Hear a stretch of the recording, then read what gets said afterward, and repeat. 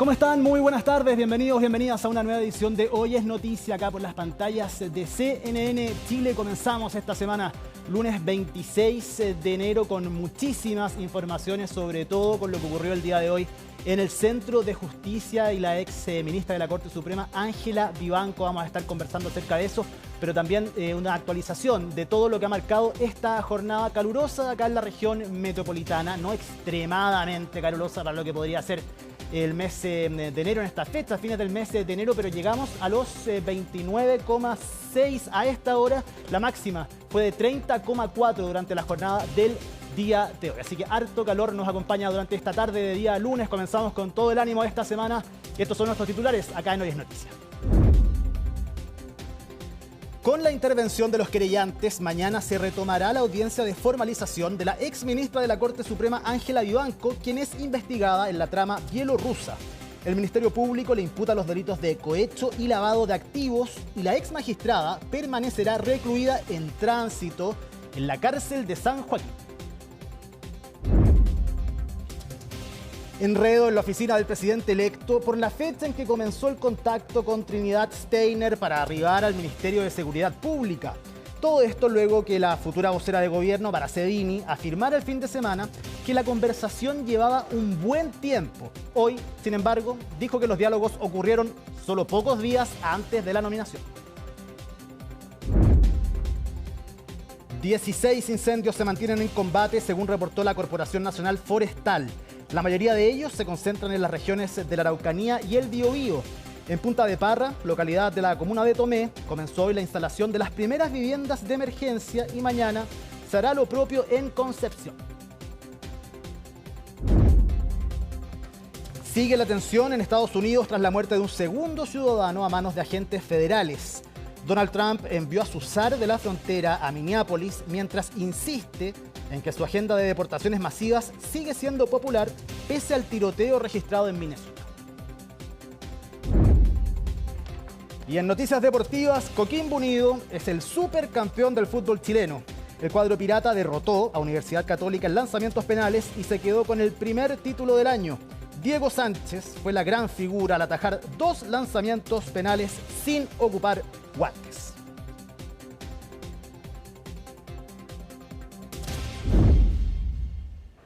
Y comenzamos contándoles que recluida en tránsito en la cárcel de San Joaquín quedó la ex ministra de la Corte Suprema, Ángela Vivanco, durante esta semana mientras continúa las jornadas de formalización y tras su detención, sorpresiva detención, el día de ayer por la noche en su casa. Estamos junto a Francisca Cárdenas, quien ha estado siguiendo esta noticia durante el día de hoy ahí en el Centro de Justicia y nos va a entregar todos los detalles. Fran, ¿cómo estás? Buenas tardes. ¿Qué tal, Ivo? ¿Cómo estás? Muy buenas tardes. Y como tú lo decías, en San Joaquín, en un recinto penitenciario habilitado por parte de Gendarmería, va a quedar la exministra de la Corte Suprema, Ángela Vivanco, imputada por los delitos de lavado de activos, cohecho también, durante esta jornada en una formalización clave que va a continuar mañana a las 9 de la mañana en el 7º Juzgado de Garantía de Santiago, donde llegó su defensa justamente a exponer los argumentos en torno a lo que ha sido este caso que lleva adelante y ha investigado hace ya más de un año el Ministerio Público, y además se pidió la medida cautelar de prisión preventiva por parte de la Fiscalía durante esta jornada, que es clave para lo que va a ser los próximos días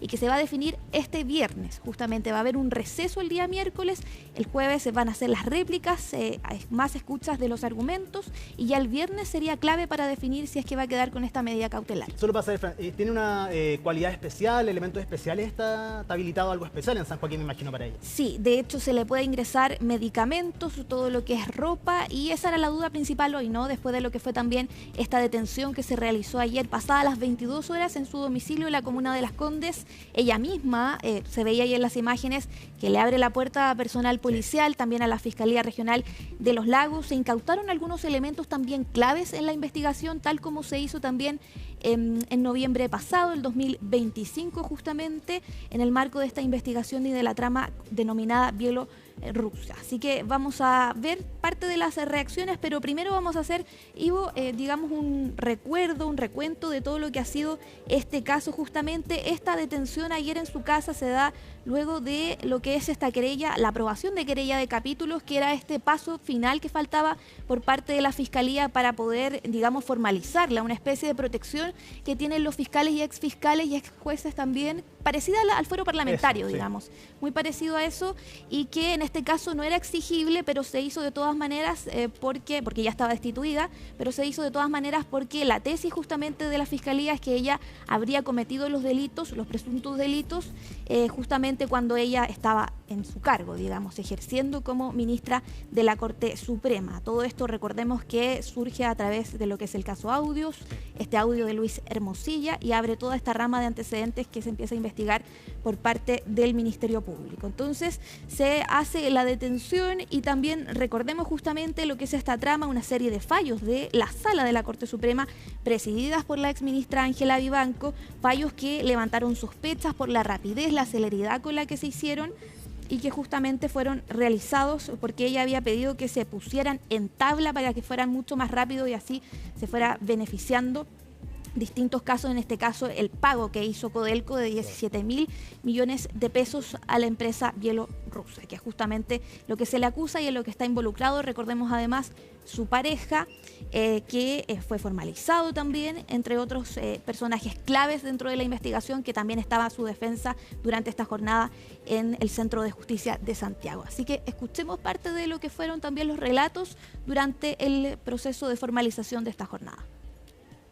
La imputada Vivanco intervino en razón de su cargo de la manera descrita precedentemente, a cambio de recibir un beneficio económico de parte de los imputados abogados Lagos y Vargas a través del imputado Migueles. Movitec pagó a los abogados por concepto de honorarios la suma de 198.711.729 pesos, mediante transferencia a la cuenta corriente del Banco Itaú de la sociedad Lagos, Vargas y Silver, Asesorías Jurídicas Limitada. Con parte de este dinero, con fecha 18 de diciembre de 2023, los imputados Lagos y Vargas pagaron a la ministra Vivanco, a través de su conviviente Migueles Oteiza, a lo menos la suma de $14.000 americanos como retribución por la intervención a favor de la empresa CBM de Vivanco Martínez en el ejercicio de sus funciones como ministra de la Corte Suprema, en el conocimiento y resolución del recurso de aclaración, rectificación y enmienda de fecha 28 de septiembre de 2023 y las otras resoluciones relacionadas. Escuchábamos a la fiscal, Fran. ¿Cuál es la principal tesis que tienen ellos? ¿Cómo defienden esto? Porque la defensa evidentemente tiene también su opinión acerca de este caso, pero ¿qué es lo que la Fiscalía defiende y que finalmente hace que ella esté detenida? Claro, lo que la Fiscalía, ¿cuál es la tesis de la Fiscalía? Justamente es que todos estos antecedentes, a través de lo que fueron el levantamiento de estas sospechas, de los antecedentes ya hace un poco más de un año justamente por parte del Ministerio Público, podría dar lo que es un caso de corrupción y los delitos también que se le imputan, que también se le podría sumar tráfico de influencias a la exministra de la Corte Suprema y además, porque ahí la fiscal justamente hace un recuento y un recorrido de los distintos antecedentes que tiene el Ministerio Público en que se le habría dado una cantidad de dinero, un traspaso desde este consorcio, bien digo, hacia los abogados involucrados y también que según la Fiscalía este dinero habría llegado a manos de la pareja de la exministra Gonzalo Migueles. Y por otro lado también, bueno, si se comprueba por parte de la Fiscalía del Ministerio Público esta tesis, significaría que aquí, Ivo, se habrían vendido fallos desde la Corte Suprema, lo que reviste obviamente la mayor gravedad y que además es uno de los casos más inéditos y más relevantes en el Poder Judicial y que golpea, como lo decían también algunos ministros durante esta jornada, al Poder Judicial. Y por otro lado también hay que recordar que el pasado 4 de noviembre de 2025 también llegó el OS7 de Carabineros a la casa de la exministra, se incautaron elementos claves en el marco de la investigación y además también hay justamente, al igual que la jornada de ayer, habían antecedentes importantes también para lo que es el relato de la defensa y todo lo que va a ocurrir en los próximos días. Como te decía, mañana continúa, miércoles receso, porque además la defensa pidió justamente un tiempo porque él asumió ayer justamente una nueva defensa, en este caso Jorge Valladares, digamos, la argumentación y la defensa de la ex ministra. Así que pasemos a escuchar parte de las otras cosas que se dijeron claves en el marco de la formalización. Don Gonzalo Migueles es la pareja, pero cumple un rol funcional porque es él el que maneja las relaciones con las personas con quienes tiene contacto el dinero. Pero ciertamente quien tiene el gobierno de la decisión no es él, es doña Ángela. El cúmulo de irregularidades que se han generado en la tramitación de esta causa antes descrita nos dan cuenta justamente de este interés que tiene ella, no solamente por las causas de la empresa de que siguen las oficinas de Lagos, Vargas y asociados, en este caso CBM, sino que particularmente esta, donde habían prestaciones económicas.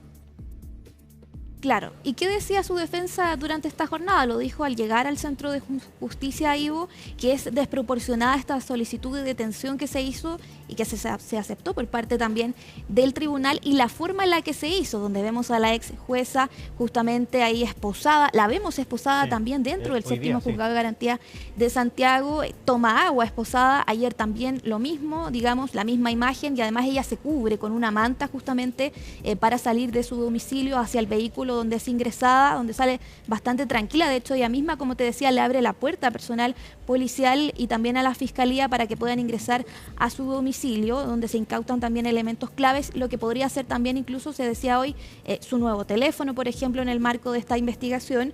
Y es ahí justamente donde el abogado, cuando llega, dice que es desproporcionada la solicitud y la forma en la que se realizó, y que es ilegal, decía él, cómo se realiza todo este procedimiento. Así que escuchemos también parte de lo que dijeron desde la Fiscalía.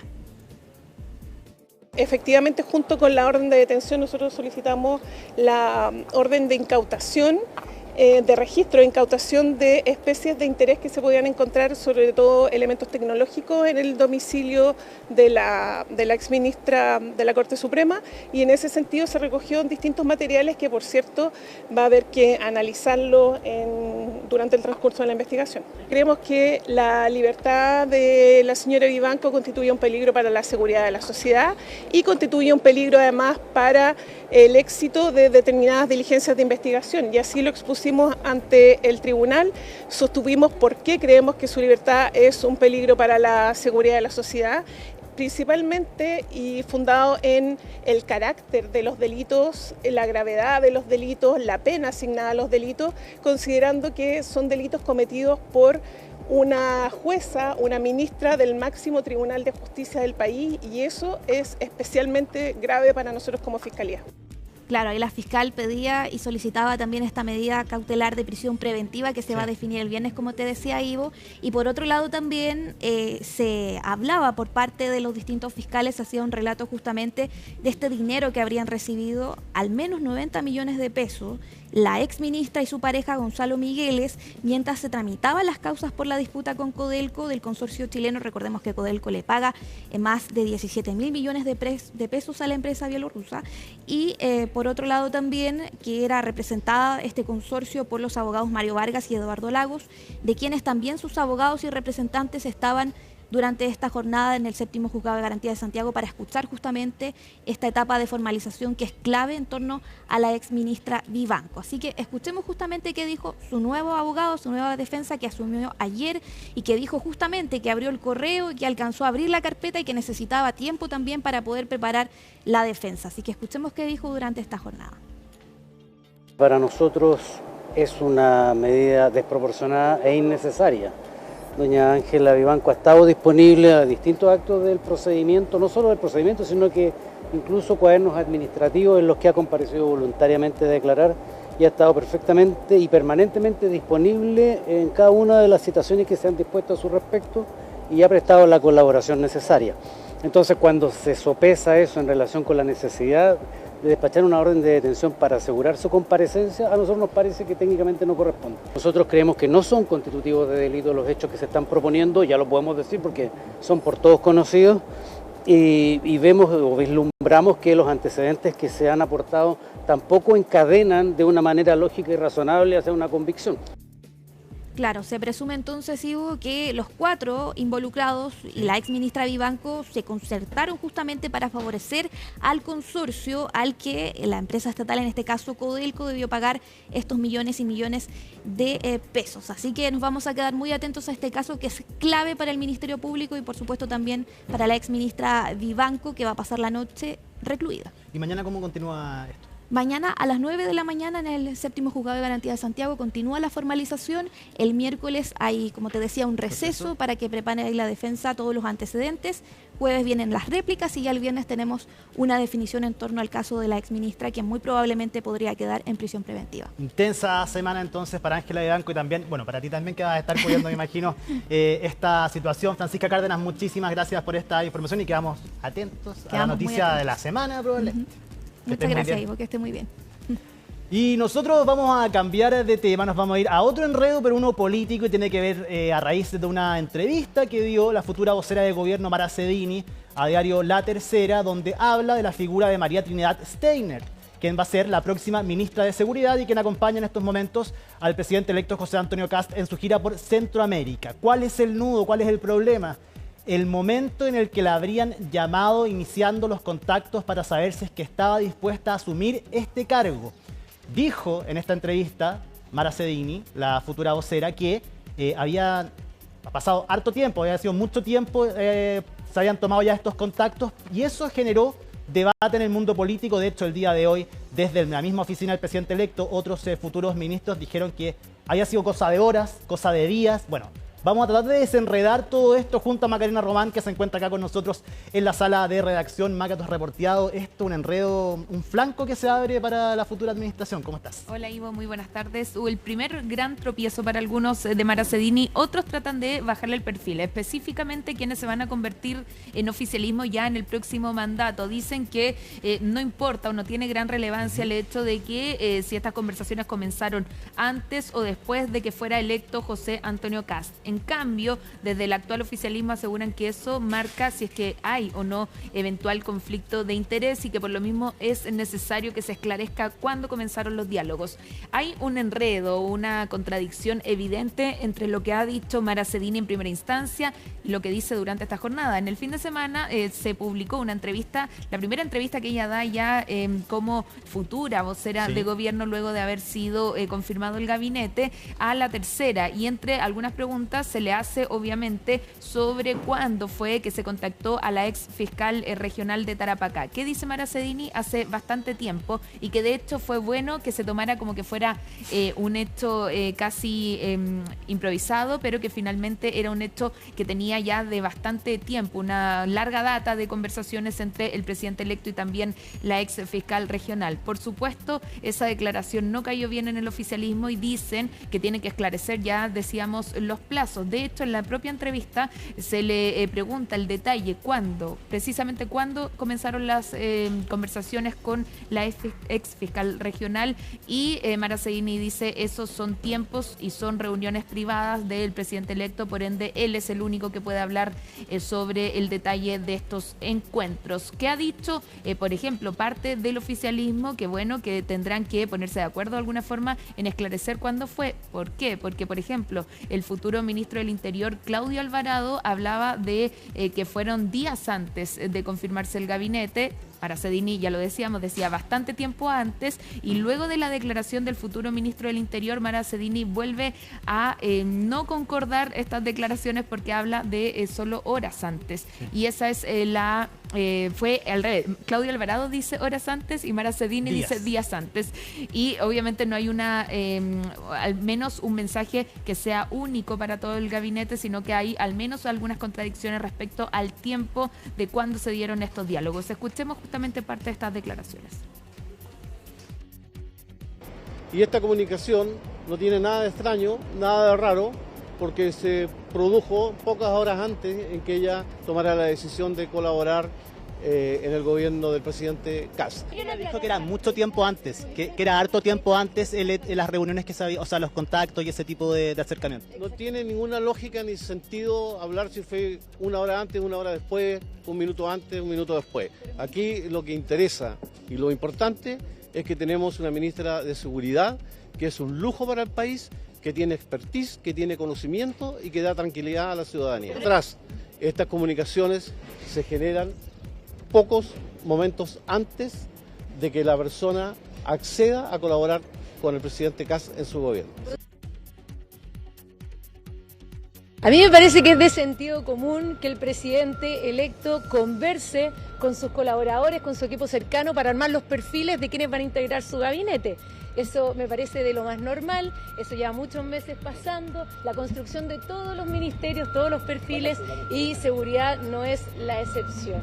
Aquí se ha armado un revuelo absolutamente innecesario, y para que todos queden tranquilos y no se generen más especulaciones respecto a este tema, las conversaciones entre el presidente electo y la futura ministra de Seguridad ocurrieron pocos días antes de la nominación, así que yo creo que tenemos que dar este tema por zanjado y dejar en claro que yo creo que es una situación importante para Chile el nuevo perfil de la ministra de Seguridad, una mujer con experiencia en la persecución al crimen organizado, en la regulación, en la seguridad, y de todas maneras va a ser un tremendo aporte para Chile el perfil que ella trae. Evidentemente, Maca, bueno, para contactar a alguien y ofrecerle un trabajo y ver la disponibilidad, hay que llamarlo, y muchas veces, como a todas las personas que trabajan, que tienen un trabajo, ejerciendo el trabajo que están haciendo. Ahora, para las críticas de la oposición, ¿cuánto será el tiempo adecuado de saber? ¿Meses? Probablemente, de hecho, si es que fue el 15 de diciembre de ahí en adelante, ya era presidente electo, ya ha pasado harto tiempo, han pasado por lo menos 5 semanas, sí, hasta el 20, entonces queda ahí también la duda, y quizás ahí ellos aterrizan esa respuesta de ¿qué importa el tiempo? Puede ser horas antes, días antes, pero bueno, creo que hubiese sido mejor decir efectivamente después de tal fecha hablamos con ella. Claro.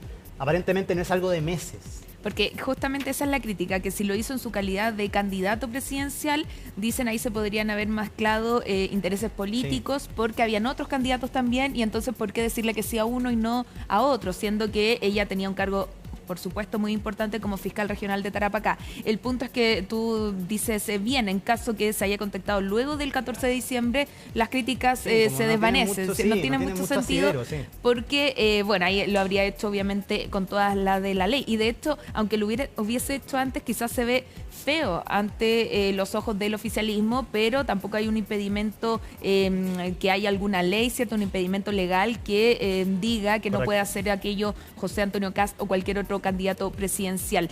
Pero dando el punto ahí a Mara Cedini es que, claro, ninguna de las críticas ha ido en contra del currículum o trayectoria de Trinidad Steiner, sino que al contrario, destacan el trabajo que tuvo como fiscal regional, su carrera como abogada, también sus distintos estudios en la persecución en contra del crimen organizado o el propio narcotráfico. Al menos los cuestionamientos no van en esa línea, sino que más bien en la forma en que se habría llevado a cabo. Vamos a pasar a ver la gráfica de la entrevista, que fue la tercera, para que ustedes vean y en sus casas entiendan de qué contradicciones hablamos sobre horas, días o un buen tiempo, al que apuntaba justamente Mara Cedini, y que sin duda, al menos como ya futura vocera, es su primer gran tropiezo comunicacional. Ahí Mara Cedini apunta que la ministra de Seguridad no fue una improvisación, era una conversación que ya llevaba un buen tiempo. Esa fue la frase que provocó toda esta controversia. Y creo, dice Mara Cedini, que fue una bonita sorpresa que pareciera un nombramiento de último momento, confirmando entonces que al menos en cuestión de horas no se llevó a cabo esta negociación, y también sería un poco iluso pensar que en solo un par de horas una fiscal regional va a tomar un desafío tan relevante, dejando un cargo tan importante y un desafío no menor en un ministerio que quizás es el más importante durante el próximo gobierno de José Antonio Kast. Vamos a escuchar las razones del oficialismo para criticar tan fuertemente esto que tiene que ver con el tiempo en que se solicitó a la ex fiscal ya tomar este desafío político. Al decir que esto llevaba tiempo, se abrió la posibilidad de que llevara incluso desde la época en que José Antonio Kast era todavía candidato y no a un presidente electo. Y creo que eso ya entraría en un terreno distinto, ¿no? Porque evidentemente un presidente electo, cuando está armando su gabinete, tiene que tomar contacto con los potenciales ministros, y uno no se podría escandalizar si eso pasó una semana antes o una semana después. Pero si pasó cuando todavía era candidato, y había otros candidatos circulando, digamos, eso ya es más complejo. Porque implica una fiscal activa relacionándose con una postura particular, no con un presidente que eligieron los chilenos, sino con un candidato de varios. Claro, ese es el punto al que daba y enfatizaba la ex ministra del Interior, Carolina Toá. Ivo, tú hacías una pregunta respecto a cuánto sería el tiempo entonces en que quedarían conforme el oficialismo. Por ejemplo, al menos algunos parlamentarios del Partido Socialista ya informaron que mañana ingresarán un proyecto de ley que va a establecer un periodo de congelamiento, todo esto por supuesto si se aprueba este proyecto, de 6 meses entre que un fiscal o una fiscal pueda desertar de su cargo y luego ya asumir un desafío ya sea de candidatura presidencial, candidatura parlamentaria o de cualquier tipo, o también algún desafío dentro de un gabinete como es en este caso. Ese es el parámetro al menos que se han puesto algunos parlamentarios del Partido Socialista a raíz de esta controversia. Un proyecto que ingresará mañana confirma hasta ahora del diputado Leonardo Soto y también del diputado Daniel Manucheri. Así que para esclarecer, quizás 6 meses, el oficialismo ya lo considera un tiempo adecuado para tomar un desafío concreto. ¿Por qué? La razón ellos dicen porque ahí llegaría ya un tiempo en que se dejan de lado los conflictos de interés, o los supuestos conflictos de interés. Al menos en el relato, en el correlato de cómo sucedieron las cosas, este era un ministerio que pasaron muchísimos nombres. Y de la forma en la que los conocimos también, pareciera ser que tiene un poco de asidero en el sentido de que quizás hubiésemos escuchado el nombre en el mes de diciembre, en noviembre, incluso en enero, al menos yo no había escuchado, hay quienes dicen que era un nombre que estaba en la carpeta, pero que no había salido, pero no había salido hasta que lo conocimos un día, 2 días antes, entonces pareciera ser que podría ser que por ahí efectivamente... Fueron días. Hayan sido días, bueno, no lo vamos a saber efectivamente porque son conversaciones que tiene el presidente electo, ya dicen en el ámbito de lo privado, pero pareciera ser, si seguimos la línea de cómo conocimos el nombre del resto de los ministros, pareciera ser que podría tener algo así. Lo que sí es cierto es que fue una mala declaración. O sea, de todas maneras fue una declaración que enredó, eso es cierto también, más allá del tiempo en que hayan llamado a la ex fiscal Steiner, evidentemente enreda esto y al parecer no está muy bien evaluado eso mismo en la oficina del presidente. De hecho, algunos al interior del oficialismo habla de la falta de experiencia por parte de Maracedini en caer en un error quizás básico para algunos, pero para otros tan relevante que genera justamente este tipo de controversias, que son controversias políticas que probablemente mañana se pasarán, pero que claramente marca el primer tropiezo de Maracedini. Por otro lado, también, Ivo, lo que tiene relación con los desafíos en este Ministerio de Seguridad, se deja de hablar de justamente, que es lo importante. De hecho, en este minuto, Trinidad Steiner está en la gira en Centroamérica con José Antonio Kast, llevando a cabo ya el trabajo previo antes de asumir, y la atención se va entonces en este error quizás comunicacional en los tiempos en que habría sido contactada la ex fiscal regional de Tarapacá. Pasemos a escuchar justamente también otras críticas que vinieron desde el oficialismo, la respuesta también de la oposición, que se pusieron, podríamos decir, de alguna forma en trinchera para defender a la próxima ministra de Seguridad. Creo que corresponde al gobierno entrante aclarar cuál es la versión final respecto a este nombramiento y no al Ejecutivo. Mire, a mí me llama mucho la atención que en minutos en donde lo que debiese tenernos dedicado es a ver cómo enfrentamos el crimen organizado, cómo enfrentamos el reclutamiento de menores de edad por las bandas criminales, estemos en un debate tan ordinario. O sea, yo prefiero quedarme con lo que ha dicho el ministro Cordero, que lo que hizo fue reconocer el carácter técnico de la nueva ministra de Seguridad. Y yo cuando alguien dice que aquí ha habido un conflicto de interés, a ver, yo aliento a aquellos que están diciendo eso, que nos digan cuál sería la decisión procesal penal que ha tomado la fiscal Steiner que pareciera estar movida por alguna motivación política. ¿Cuál sería? ¿Cuál es el caso que ella está llevando que podría tener algún tipo de connotación política?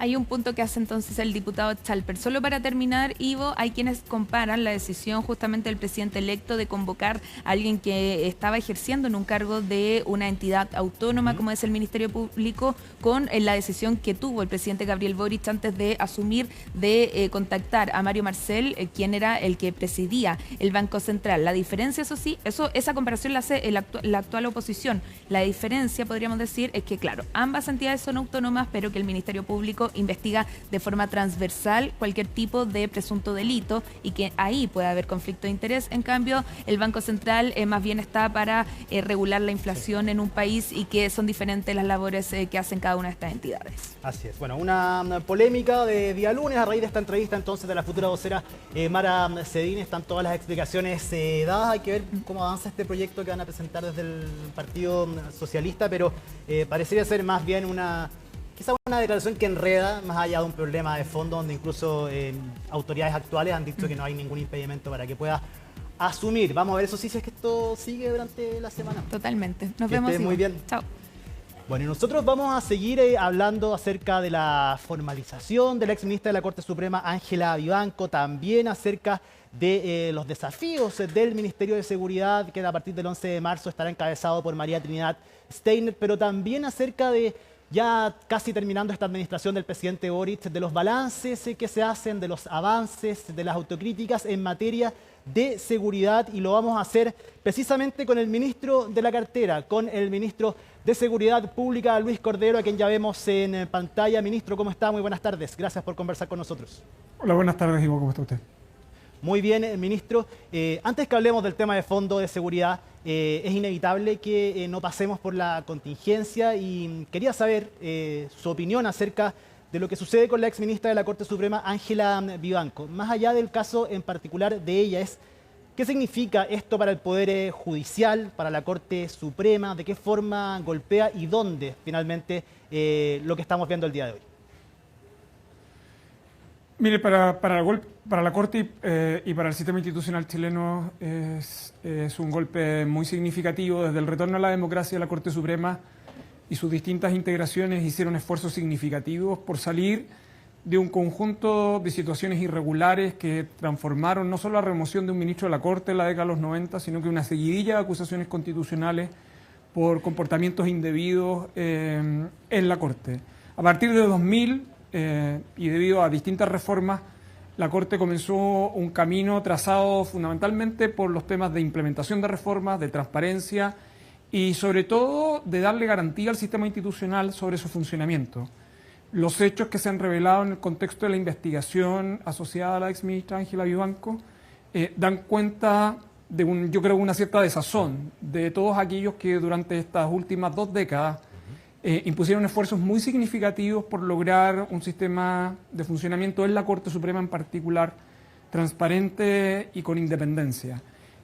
La formalización aún no ha terminado, los hechos descritos son extremadamente complejos y sin perjuicio de que eso es un debate sobre la cuestión penal, el impacto en la Corte es compleja no solo para el funcionamiento del Poder Judicial, sino que para el funcionamiento del Estado de Derecho en su totalidad.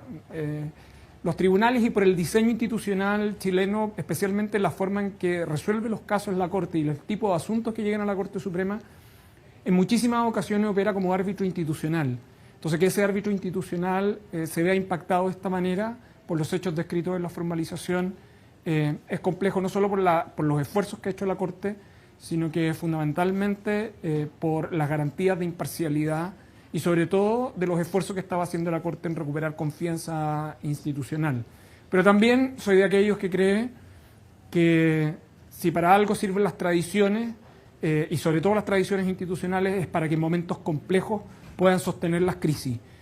La Corte ha dado una señal con la elección para presidente de la ministra Chevesich, una reconocida jueza no solo por su trayectoria, sino por su implacable probidad y desde su discurso inaugural en adelante creo que ha dado garantías para poder retomar ese camino que la Suprema había comenzado hace 20 años atrás. Ministro, hablando de eso, los esfuerzos que ha hecho la Corte Suprema, también el sistema judicial en general, llama la atención, y sin generalizar, pero que en el último tiempo, en los últimos 3, 4 años, conozcamos tantos casos de ministros de la Corte involucrados, de jueces también, de la Corte de Apelaciones. ¿Qué es lo que pasa con el sistema judicial chileno? ¿Cómo llegamos a este punto? Bueno, en parte se debe a unas cuestiones, sobre todo el tratamiento endogámico de algún tipo de información. Si usted se da cuenta, salvo los tratamientos que están siendo objeto de la formalización, los otros están vinculados a la conformación de competencias administrativas al interior de la Corte.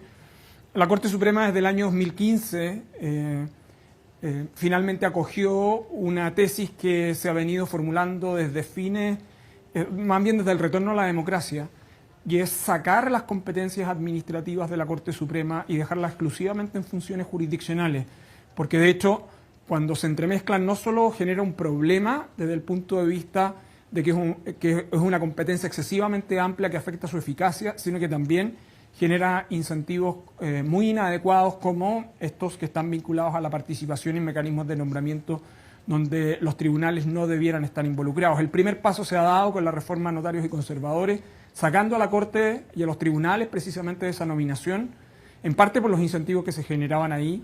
Es también el esfuerzo que hay que hacer con las carreras judiciales, y ahí está la propuesta que hizo el gobierno para la reforma del sistema de nombramiento, una iniciativa que también tiene un precedente en el trabajo que hizo la administración anterior del presidente Piñera.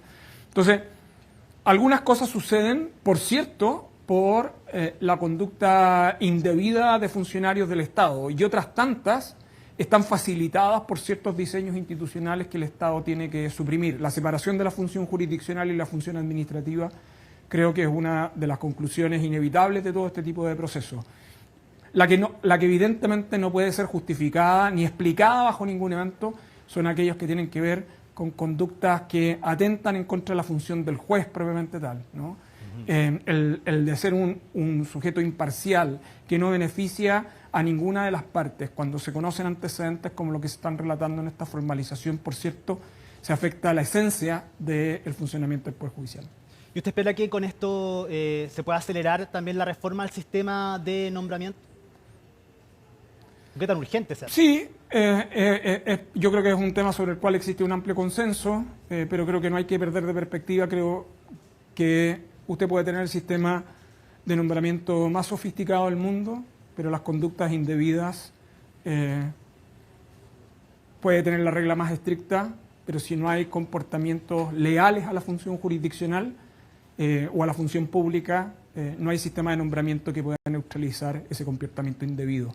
Por eso es tan relevante las doctrinas institucionales, por eso es tan relevante que quienes integran la Corte Suprema, que yo creo que es la totalidad de los jueces que integran la Corte hoy día, entiendan que son herederos de una tradición de 200 años y que buena parte de la estabilidad del sistema institucional depende en el correcto y recto funcionamiento de ellos. Ministro, lo cambio de tema, es conocida su opinión profesional y personal acerca de la ex fiscal de Tarapacá, María Trinidad Steiner, próxima ministra de Seguridad, que la va a suceder precisamente en este cargo. Pero le quería preguntar por el debate que se ha generado en cuanto a los tiempos de cuando la contactaron para poder asumir este cargo, para ver si es que tenía algún tipo de interés. ¿Usted ve algún problema real de fondo en este debate? No, a mí me parece que es una discusión que es entre artificial e inconducente. Artificial porque no existe regla, no solo que impida, sino que ese tipo de contacto en estricto rigor no solo no están prohibidos, sino que están sujetos al buen criterio de quien realiza ese contacto, pero también de la autoridad que recibe ese contacto. Ese aspecto es bien determinante para evaluar si es que, en segundo lugar, se da una hipótesis de conflicto de interés que debe evaluarse caso a caso, en el fondo, ¿no? Y por eso es relativamente inconducente, porque aquí lo importante es que se ha designado a una exfiscal que tiene una reconocida trayectoria en el Ministerio Público, que nosotros en el Ministerio de Seguridad conocemos bien desde la etapa de instalación a la reforma. Yo, por cierto, tengo un conocimiento de su desempeño anterior, que facilitó no solo la instalación del Ministerio de Seguridad, sino que un conjunto de acciones que estaban vinculadas al sistema de seguridad pública y que eran relevantes en sus investigaciones, como aquella que estaba vinculada al tráfico de drogas en el caso del Ejército, en la zona norte, el traslado en el caso de la Fuerza Aérea, o bien a aquellas investigaciones que han comprometido también a funcionarios de Carabineros y las investigaciones que están asociadas a Gendarmería. Yo, desde el punto de vista de las experiencias que tiene el Ministerio de Seguridad con ellas, solo hemos sido testigos de sus garantías de imparcialidad y de objetividad para llevar a cabo sus investigaciones. Entonces, si eso es así, yo creo que lo que genuinamente importa es evaluar los funcionarios del Estado por sus desempeños. Y yo creo que ese es el foco central, así como nosotros estamos entregando los resultados del desempeño del gobierno en materia de seguridad sobre la base de la evidencia. Recibimos al país bajo determinadas condiciones de aumento de violencia en la macrozona sur, de aumento en los delitos de homicidio, de aumento en los delitos de robo, de aumento en la situación de inmigración irregular, y estamos entregando a la próxima administración no solo una robustez institucional, un conjunto de dispositivos normativos que ha aprobado el Congreso, sino que también esos números a la baja. Y por cierto, el país lo que debe buscar es que en aquellas políticas públicas que son estables y permanentes del Estado, como son la seguridad pública, esos indicadores también vayan mejorando en el resto del tiempo. Yo creo que ese es el foco central en el cual uno tiene que focalizar y respecto del cual uno tiene que evaluar a las autoridades que tienen funciones en la nueva administración, en mi opinión. ¿Usted cree que ella va a tener una presión adicional? Se lo pregunto por cómo en la futura administración ha planteado el tema de la seguridad y el lugar donde han puesto esta prioridad. Mire, creo que a mí no me corresponde hacer comentarios sobre esos desafíos futuros, o, entre otras razones, porque creo que si los tuviera que transmitir, se los transmitiría a la nueva autoridad. Yo solo puedo decir, desde el punto de vista del contexto institucional, que los temas de seguridad han marcado no solo la agenda pública en nuestro país en los últimos años, sino que en la última década. Que no solo está presente en las encuestas, sino que tiene un impacto muy significativo en la manera en que las personas evalúan el desempeño de sus autoridades, no solo del gobierno, sino que también del Congreso y del Poder Judicial. Que hay una tensión inevitable entre seguridad, pero también la importancia de derechos sociales, ¿no? Seguridad, derechos sociales y orden son tres elementos muy estructurales, por ejemplo, que están en el informe de desarrollo humano del 2024 que se elaboró para nuestro país. Entonces, lo que creo que es importante es que sigue siendo un tema prioritario. El Estado de Chile tomó una decisión que encabezó esta administración y que tomó el presidente de la República rápidamente después que se despachó la ley que crea el Ministerio de Seguridad, de instalar rápidamente el Ministerio de Seguridad. Y la razón fundamental era sacar, entre otras, la seguridad de la moneda para dejar que fuera una cuestión estrictamente contingente y que pudiera consolidarse en intervenciones y políticas públicas estables y permanentes en el tiempo. Mire, la seguridad pública, y yo lo he dicho en otra oportunidad, hay que tener cuidado con exigirle a la futura ministra que pueda hacer las mismas acciones que podía ejecutar como fiscal, porque son dos competencias que son sustancialmente distintas. La segunda es que en el Ministerio de Seguridad Pública se gestiona el sistema de seguridad pública, lo que implica administrar competencias muy heterogéneas de cerca de 29 instituciones que forman el sistema. Y lo tercero es que los resultados dependen de ese trabajo integrado, ¿no? Este no es un resultado privativo de una institución, sino que la capacidad de gestionarla conjuntamente. Solo eso es posible en la medida que usted tiene alineado todos los incentivos del sistema institucional. Y por eso ese ha sido el protagonismo y ese ha sido, por cierto, la forma en que está orientada la política pública hacia adelante. Y esto además está en una relación de multinivel, ¿no? Está la autoridad nacional por un lado, están las autoridades regionales por el otro y están las autoridades locales. Mire, mañana nosotros cumplimos un año desde la promulgación de la ley del Ministerio de Seguridad que vamos a celebrar. Está a punto de ser promulgada la ley de seguridad municipal, que esencialmente va a tener que implementar la siguiente administración.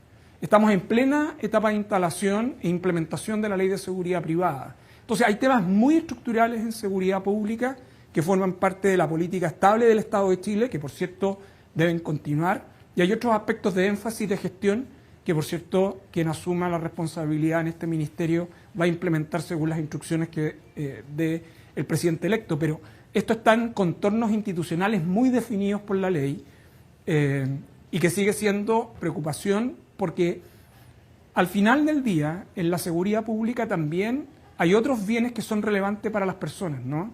La tranquilidad en los barrios, la provisión de bienes públicos que deben ser distribuidos equitativamente, pero también factores de prevención que son determinantes para interrumpir carreras criminales o evitar el inicio de carreras criminales, especialmente en el caso de niños, niñas y adolescentes. Y en ese sentido, bajo su experiencia, lo que a usted le ha tocado durante este año como ministro de Seguridad, ¿cómo se manejan esas expectativas de las que usted habla? Lo que la gente ve, percibe en el día a día, en lo cotidiano, efectivamente. Mire, para eso yo creo que en parte la instrucción, por lo menos que yo recibí directamente del presidente de la República, es que la instalación del Ministerio de Seguridad diera cuenta de los esfuerzos que había estado haciendo el gobierno, directamente, pero también con los acuerdos de la oposición, en que un Estado seguro es un Estado fuerte, ¿no? Un Estado que tiene capacidad de dar solución a las controversias que están vinculadas a la seguridad en términos amplios, no simplemente en lo policial y en la persecución penal. Y lo segundo, que es clave, tiene que ver con que no basta con ser un Estado fuerte, usted tiene que ser un Estado eficaz, ¿no? Es decir, un Estado que logre resultados y esos resultados no estén intermediados por una escala de gestiones que al final lo que hacen es distraer recursos, pero también distraer esfuerzos de un conjunto de instituciones y funcionarios públicos que están focalizados en esto. Y lo tercero es dimensionar esto en una construcción un poco más global, ¿no? La creencia que los temas de seguridad los vamos a resolver simplemente con control y persecución penal es extremadamente estrecho y marginal. Por cierto, el control policial y la persecución penal logran resultados, eso no cabe ninguna duda. En la reducción en el caso de homicidio ha sido muy evidente en ese sentido.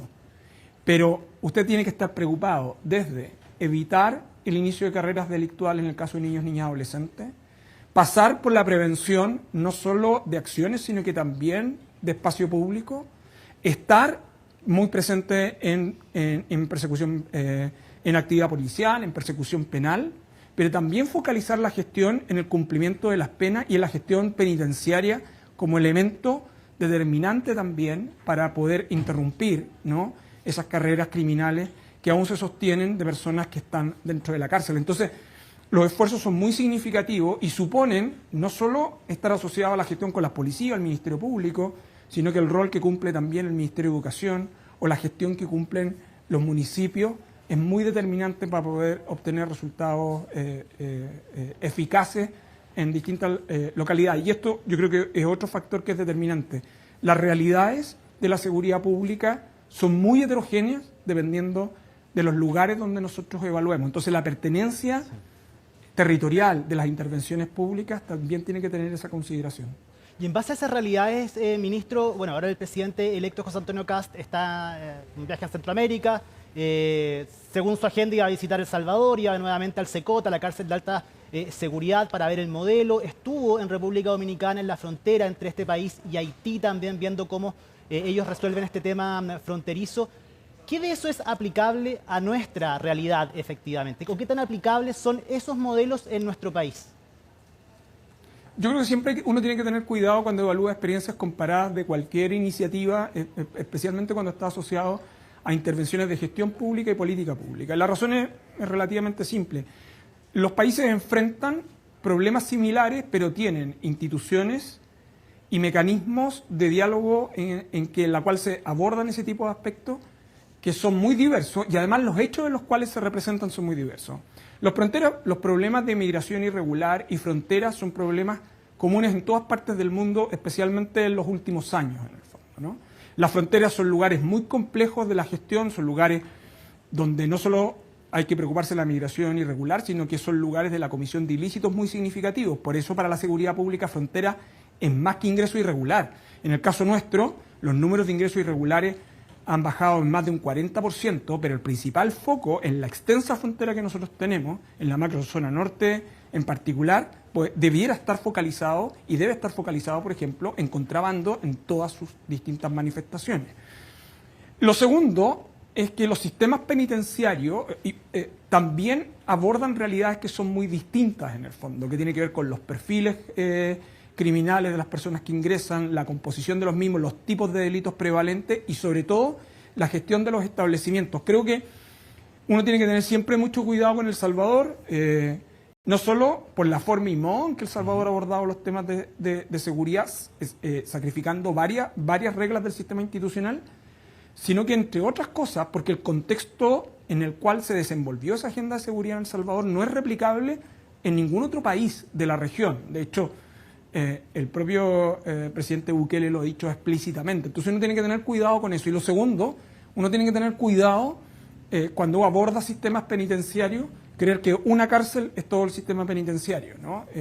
Esencialmente, yo diría que para el caso nuestro, nosotros miramos el sistema penitenciario como una red de establecimientos que permite el funcionamiento del sistema de cumplimiento de pena y de segregación de personas privadas de libertad en nuestro país. Dicho de otro modo, uno siempre es positivo que conozca experiencias comparadas, pero siempre discriminando por aquellas cuestiones institucionales que son distintas y que, en segundo lugar, por aquellos antecedentes de hecho que son estructurales. La frontera en nuestro país es sustancialmente distinta desde el punto de vista geográfico de aquella que tiene República Dominicana con Haití. Pero República Dominicana se enfrentó a un dilema muy complejo que probablemente desde el punto de vista del debate es útil tener presente, pero teniendo en consideración que sus realidades fácticas son sustancialmente distintas. Para el caso de El Salvador, yo creo que hay suficiente literatura más allá de la discusión sobre qué herramientas constitucionales se utilizaron o no, pero hay suficiente análisis y prevención de todos los especialistas de que uno tiene que mirar la situación de El Salvador siempre teniendo presente las condiciones de hecho en las cuales esa agenda ha tenido desarrollo y específicamente las condiciones en las cuales ella ha transitado. Ministro, se me queda algo en el tintero acerca de la futura ministra de Seguridad. Ella se ha mostrado a favor de la posibilidad de levantar el secreto bancario. ¿Usted cree que ella podría convencer a la actual oposición, al futuro oficialismo? Porque esto necesita pasar por el Congreso, evidentemente. Ella reconoció también en un momento que esto necesita varias fases que pasar para poder ser realidad. ¿Convencer al sector de la utilidad, de los beneficios que tendría una herramienta como esta? Ahora, yo creo que la evidencia, ella no ha dicho sino lo que dice más o menos la evidencia disponible, no solo en Chile, sino que en distintos países del mundo que han abordado y han enfrentado la situación de organizaciones criminales. Quiero solo recordar que el crimen organizado no es solo la comisión específica de delitos, sino que operan como empresas criminales. Y por lo tanto la rentabilidad de sus negocios desean no solo blanquearlas, sino que inyectarlas en la economía formal. La única forma de hacer eso es ocupando los mecanismos y los flujos formales del sistema institucional. Por eso los sistemas financieros tienen que estar especialmente atentos en cómo operan estos mecanismos de ida y vuelta. En nuestro país, sobre todo por las estrategias que ha abordado el Ministerio Público, pero también las policías, y en el caso de la Policía de Investigaciones, especialmente su brigada de lavado activo, hay muchos datos que demuestran que las organizaciones criminales que el país ha estado desbaratando en el último tiempo han utilizado precisamente el sistema financiero regular. Lo que usted tiene que evitar es que esos recursos no solo no utilicen el sistema financiero, sino que además evite que se transformen en empresas formales que luego puedan no solo tener acción regular dentro de la economía, sino que además puedan tener, por ejemplo, contratos con el Estado. Entonces, un buen mecanismo de prevención y de levantamiento del secreto bancario asociado a este tipo de aspectos es clave no solo para los resultados de las investigaciones criminales, sino que son claves para la sanidad de la economía. Porque una vez que estas organizaciones inyectan esos recursos en la economía formal, transforman y tienen un impacto muy negativo al final del día en el funcionamiento de esas economías. Entonces, la invitación de esa discusión es mirarla más allá de la simple persecución penal, sino que del efecto colateral que provoca para el funcionamiento del sistema financiero y de la economía formal en nuestro país. Usted algo adelantaba, ministro, pero ahora si nos podemos desarrollar más, por supuesto, esta idea. ¿Cómo termina esta administración? Si bien les queda todavía hasta el 11 de marzo, pueden pasar algunas cosas por las cuales pueden eventualmente ser juzgados a futuro. ¿Cómo termina esta administración en temas de seguridad? ¿Y qué autocrítica quizás se puede hacer acerca del manejo de la seguridad en nuestro país? A ver, sobre lo primero yo diría que esta administración comenzó con números complejos en inmigración irregular. Yo creo que ahí está la evidencia, ¿no? De violencia en la macrozona sur, de un aumento del delito de homicidio que tiene su punto máximo el año 2022 con 6.7 homicidios por cada 100.000 habitantes, donde los delitos de mayor connotación social estaban en alza, y además de eso, donde el índice de temor había aumentado significativamente. Y además de eso, teníamos un marco normativo desfasado, y en tercer lugar, una gestión en materia de las instituciones de seguridad caracterizadas por su fragmentación. ¿Cómo termina esta administración? En un contexto en que además buena parte de los avances se debe a los desempeños institucionales, pero también a la cooperación y a la convergencia de acuerdos entre el gobierno y la oposición. Yo lo he dicho en varias ocasiones, yo soy de aquellos que se sienten orgullosos de esos acuerdos porque ha permitido esencialmente los resultados que estamos entregando al término de esta administración. Uno, un Estado fortalecido, ¿no?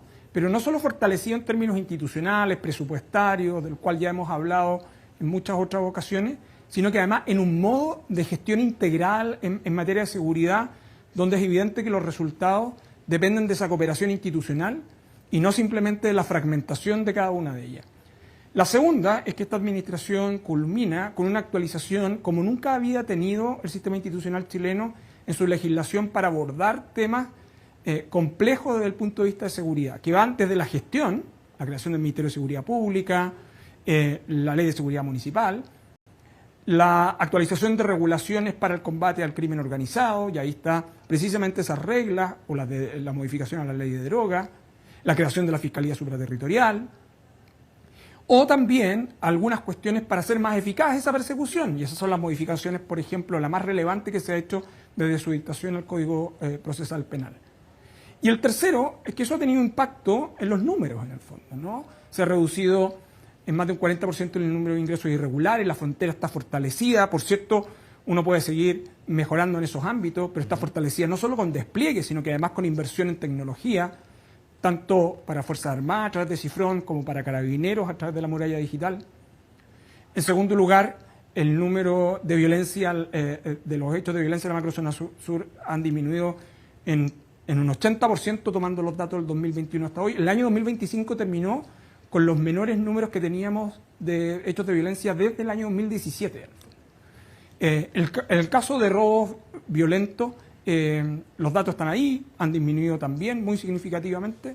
Y en el caso de homicidio, el año 2025 está cerrando con una tasa de 5.4 cada 100.000 habitantes, lejos de ese 6.7, y está con números inferiores a los que teníamos el año 2021. Pero eso solo es resultado de un esfuerzo colectivo en el cual, por cierto, el Ejecutivo cumple un rol, pero también en la integración del resto de organismos del Estado que han permitido la actualización de esa legislación, como es el Congreso, sí, pero también de asumir un sistema de trabajo conjunto e integrado, y ahí está la autonomía del Ministerio Público, que se ha alineado su política de persecución penal también con la política de seguridad pública. Si uno tuviera que sacar un resultado, ese trabajo integrado es el que ha permitido obtener resultados y el que debiera seguir permitiéndonos tener resultados hacia el futuro.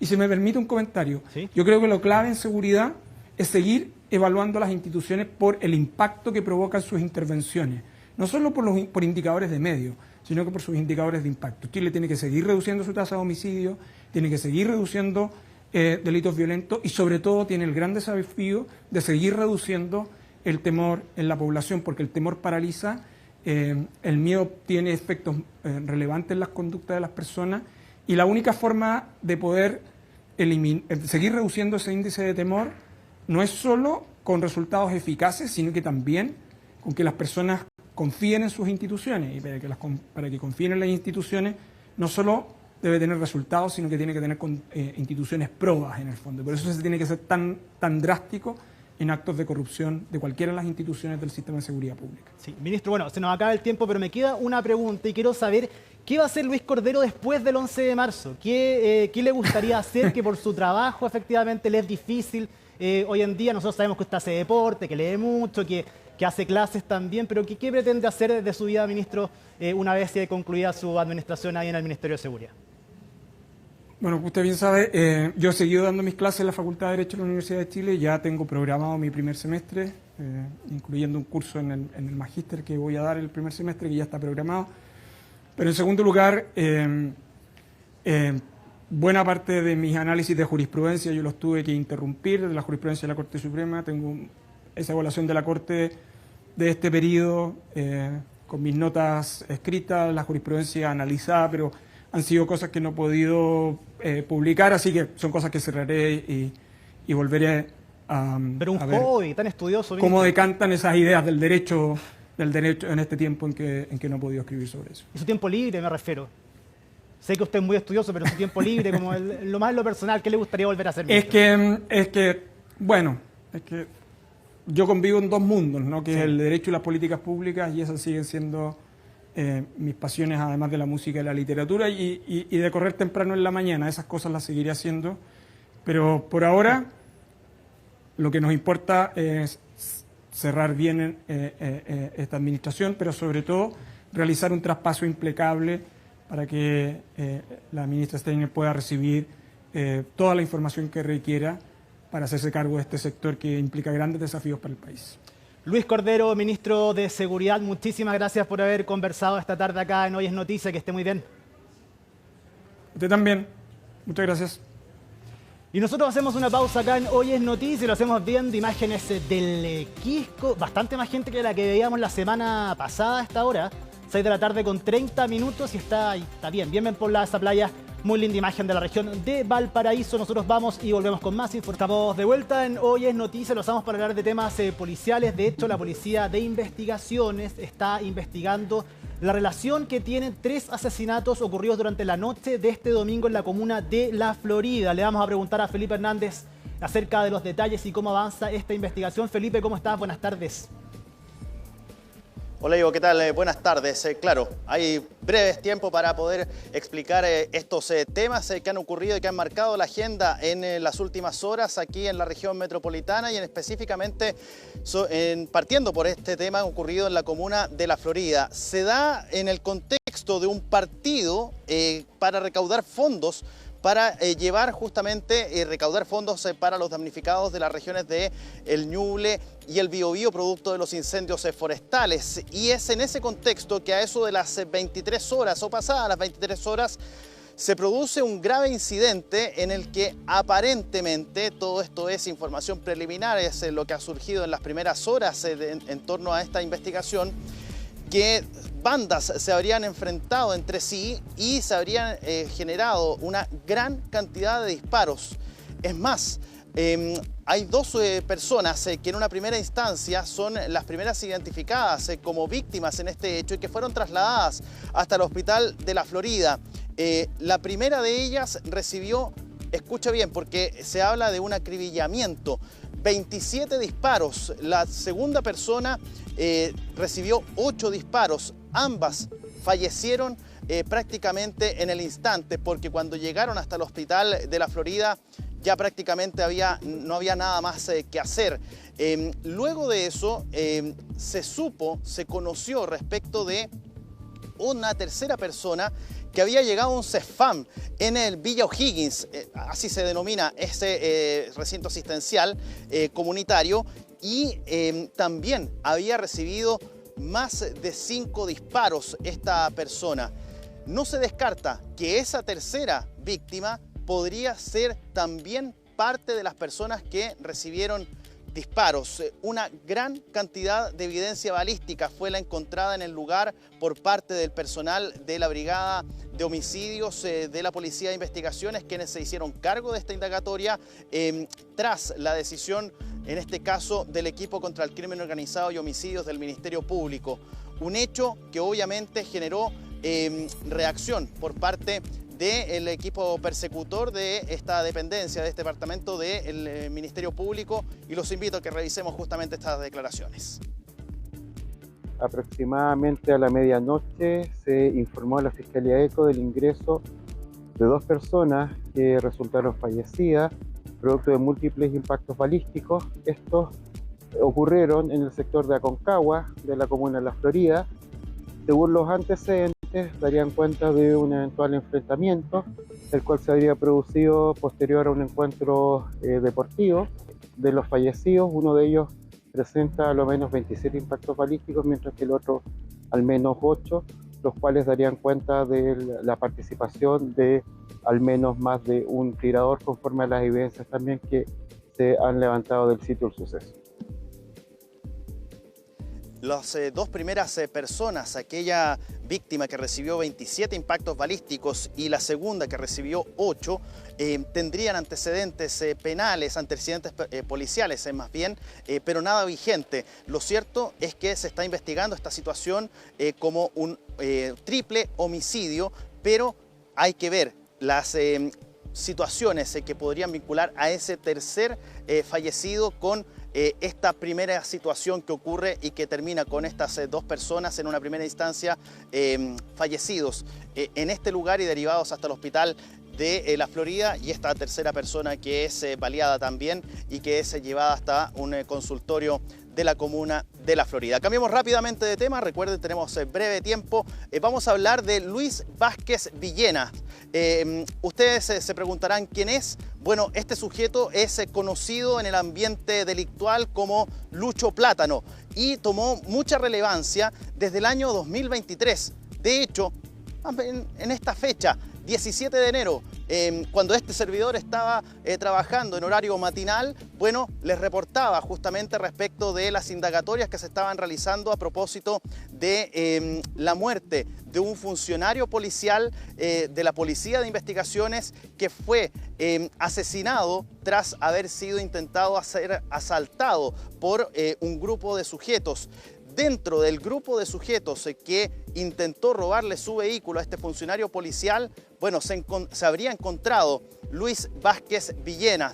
Hablamos de Lucho Plátano, pero no es el único hecho por el cual a este sujeto se le imputan cargos, sino que además se le imputan otros 6 delitos relacionados a homicidio de diferente gradualidad. Hablamos de homicidios simples, homicidios frustrados simples, homicidios calificados simples y homicidios calificados. En total se habla que podrían incluso solicitarse hasta 100 años de presidio para este sujeto, quien sería uno de los autores de estos crímenes que marcaron justamente su etapa delictual antes de ser detenido durante el año 2024.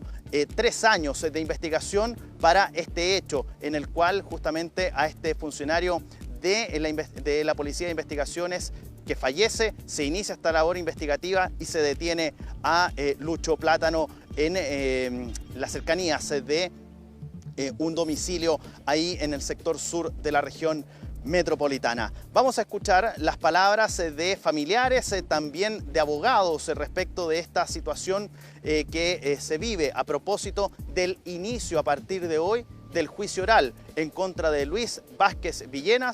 Hablamos del denominado Lucho Plátano. Nos damos cuenta de la cantidad de hechos y el perfil criminológico que tiene este tipo de delincuente, en la cual hay 7 hechos, hay 4 consumados de homicidio, en la cual habla de un criminal en serie, y que la verdad como familia pedimos que sean las máximas severidades en el castigo, o sea, una pena de presidio perpetuo calificado. Obviamente este delincuente mató a mi hijo en forma alevosa, a mansalva, preparado a liquidarlo. Mi hijo no tuvo ni siquiera la capacidad de respuesta, solamente él estaba en una acción pasiva, conversando con un vecino, regando árboles y dándole comida a unos gatos. Este criminal se acerca a 15 metros con pasamontaña, con guantes, y sin mediar ninguna provocación lo asesina, lo abate con 14 tiros con una pistola acondicionada como tipo metralleta. Es un caso bastante terrible en varios aspectos, pero pensamos que vamos bien encaminados, por lo menos de la perspectiva de la defensa. Creemos que se hicieron las alegaciones que corresponden. Queremos sobre todo dejar de lado la deshumanización que se hace del señor Luis Vázquez, que en absoluto corresponde con la realidad. Lo que se niega es quién le dio muerte a la víctima, y eso es lo que va a dilucidarse a lo sucesivo, que es lo que nosotros negamos que haya sido cualquiera de los 2 imputados. El fiscal fiscal del equipo contra el crimen organizado y homicidios del Ministerio Público, Milibor Bugueño, es quien tiene a cargo justamente la representación de la Fiscalía. Entregó declaraciones durante esta jornada, pero las vamos a escuchar en otros de nuestras ediciones, de nuestros programas, para justamente profundizar respecto de este inicio del juicio oral, el que podría tener a Lucho Plátano, a Luis Vázquez Villena, condenado a más de 100 años, al menos así se ha pedido o se podría estimar que pedirá en las próximas jornadas de este juicio oral. Hablamos del Ministerio Público, así que hay que quedar atento a cómo viene el devenir de esta audiencia, de estas audiencias de juicio oral, porque son varios los delitos que se le imputan a este sujeto denominado como Lucho Plátano Ivo. Felipe Hernández, muchas gracias por este reporte policial, que estés muy bien. Chau, chau. Y volvemos a la política. Ha sido un día lunes agitado para el futuro gobierno liderado por José Antonio Kast, quien sufrió un retraso en su viaje, una modificación de agenda a raíz de los eventos climáticos en Estados Unidos, lo que hace que esté en tela de juicio su viaje a El Salvador, mientras sus ministros, la gran mayoría de ellos, asistió el día de hoy a un curso de inducción en la Contraloría. Todo esto cuando además comienzan ya oficialmente la próxima semana las reuniones por el traspaso de información entre los distintos ministerios. De todo esto nos va a actualizar Colomba Eichholz, que está con nosotros acá en la sala de redacción. Colomba, ¿cómo estás? Muy buenas tardes, Ivo. Bueno, tú lo decías, es una agenda apretada la que tuvo durante esta jornada el próximo gobierno de José Antonio Kast, partiendo obviamente por el presidente electo, quien se encuentra en su cuarta gira, en este caso en Centroamérica, una gira un poco más extensa que comenzó este fin de semana con la visita del presidente electo a República Dominicana. Se esperaba, como decías, Ivo, que se pudiera trasladar durante este lunes para encabezar una reunión con el presidente de dicho país, Nayib Bukele, en El Salvador. Sin embargo, el presidente electo, junto a su equipo, de hecho, dos futuros ministros, la ministra de Seguridad Pública, Trinidad Steiner, y también el futuro ministro de Relaciones Exteriores, Francisco Pérez Maquena, se quedaron entonces en República Dominicana porque tenían que hacer ahí una escala en Miami, en Estados Unidos, y dado a condiciones meteorológicas, tormentas que se estaban registrando en la zona, eso no pudo ser. Es por eso que se encuentran en este momento todavía en República Dominicana, y hay cuestionamientos obviamente a lo que va a suceder, no solamente con la presentación de los subsecretarios y subsecretarias que estaba programada para este viernes 30 de enero, sino también si es que se va a reagendar, a reprogramar esta reunión que iba a sostener con el presidente Nayib Bukele, y también la visita que iba a hacer el presidente electo junto a su equipo al Centro de Confinamiento del Terrorismo, el CECOT, ahí en El Salvador. Así que hasta el momento lo que se sabe es que justamente está en República Dominicana. Ya mañana se debería trasladar junto a su equipo a Panamá, donde van a participar en un foro económico internacional de América Latina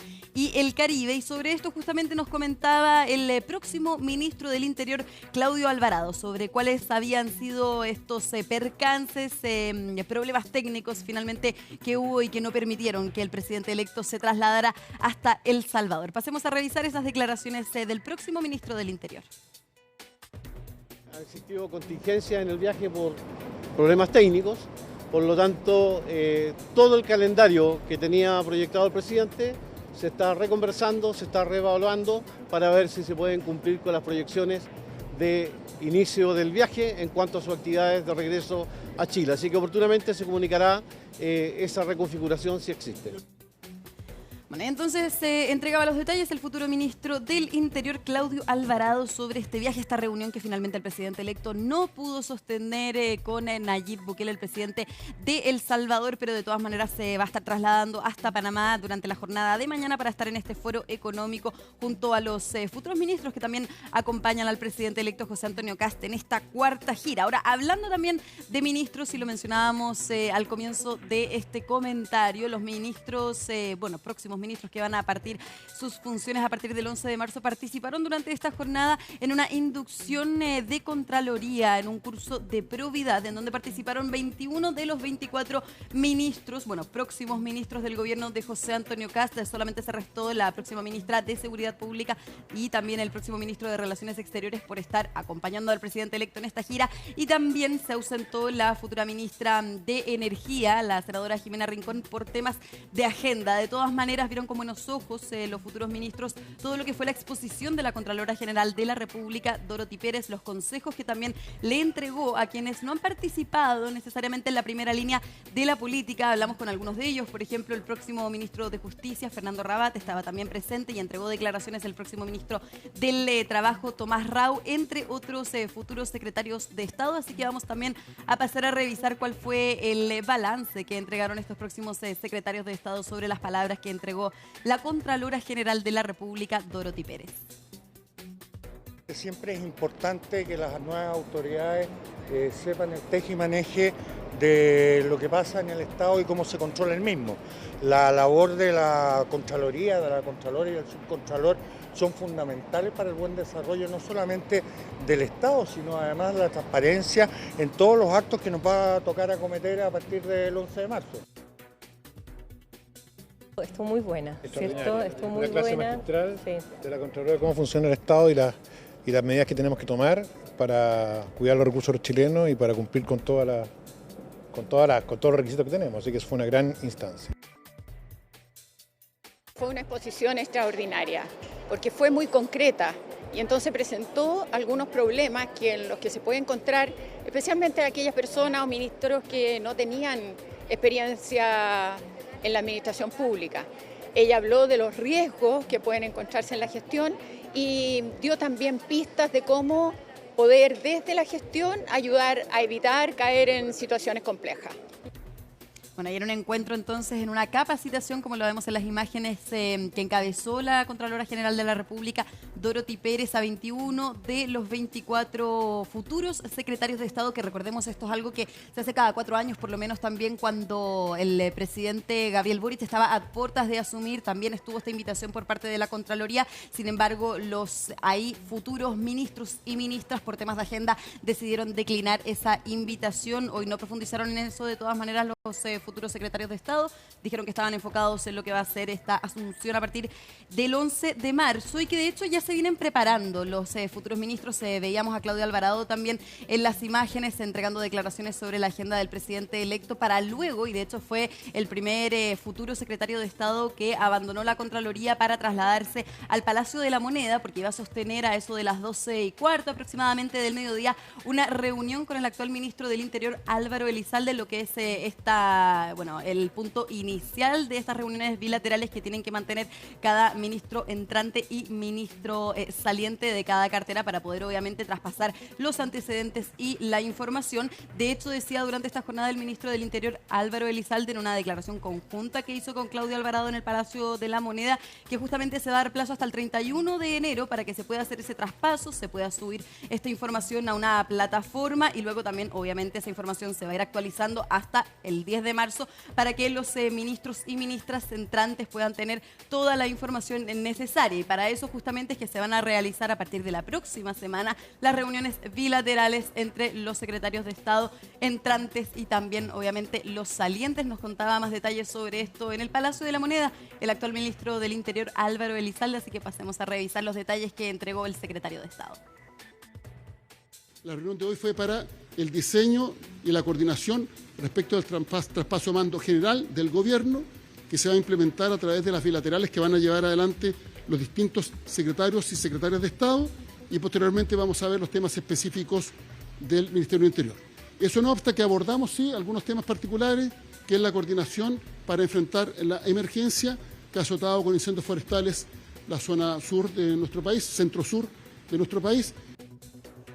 Bueno, y hablando de reuniones, de coordinaciones, lo cierto es que quizás no han sido las mejores al interior del Partido Nacional Libertario, hasta por la definición que tomó el presidente de ese conglomerado, obviamente con el apoyo de la tienda, de no formar parte, no incorporarse al entrante de gobierno de José Antonio Kast, lo que había generado críticas ya la semana pasada por parte del diputado Cristian Lavé, militante del Partido Nacional Libertario, que calificó esta definición de su partido como un error político y dijo estar disponible a participar del gobierno de José Antonio Kast si es que así se lo solicitan, si es que lo llaman, por ejemplo, para poder ser subsecretario, delegado presidencial, seremi. De todas maneras, en las nominaciones que se conocen hasta el momento, que muchas de ellas se han filtrado, obviamente, al igual que como ocurrió con el gabinete del presidente electo José Antonio Kast, el nombre de Cristian Lavé no está presente en ese listado, pero de todas maneras, si es que estuviera esa opción, el diputado Cristian Lavé dijo que él iba a estar disponible a poder incorporarse y colaborar en el próximo gobierno de José Antonio Kast, lo que no cayó bien al interior del Partido Nacional Libertario. Hoy estaba haciendo un punto de prensa esta mañana, aproximadamente a las 10 de la mañana, el presidente de esa tienda, el diputado Johannes Kaiser, y dijo específicamente sobre el caso de Cristian Lavé, de hecho su asistencia la semana pasada a la presentación del gabinete de José Antonio Kast, que bueno, él asistió a título personal. Recordemos que habían invitado también a Johannes Kaiser a esta ceremonia, sin embargo, horas antes él declinó esa invitación, pero de todas maneras asistió el diputado Cristian Lavé. Johannes Kaiser dijo que esa asistencia, esa participación fue a título personal, y sobre la generalidad de que un militante del Partido Nacional Libertario forme parte del gobierno de José Antonio Kast, eso sí, en cargos políticos, dijo que arriesgará a ser expulsado del Partido Nacional Libertario. Así que pasemos a revisar también esa definición que tomó el presidente de ese conglomerado. Si un militante del Partido Nacional Libertario decide estar en un cargo que es políticamente expuesto y que compromete al Partido Nacional Libertario, entonces tiene que abandonar el Partido Nacional Libertario, eso es evidente. ¿Y qué le parece también la presencia, por ejemplo, del diputado Cristian Lavé la semana pasada en el nombramiento del gabinete? Usted, entiendo, rechazó esa invitación, pero de todas maneras asistió el diputado Lavé. Sí, ese no es ese es un tema particular de él. Y respecto del resto de lo que ha sido su actividad y su actitud, bueno, él tendrá que responder ante las instancias partidarias que corresponda, y yo no me voy a pronunciar.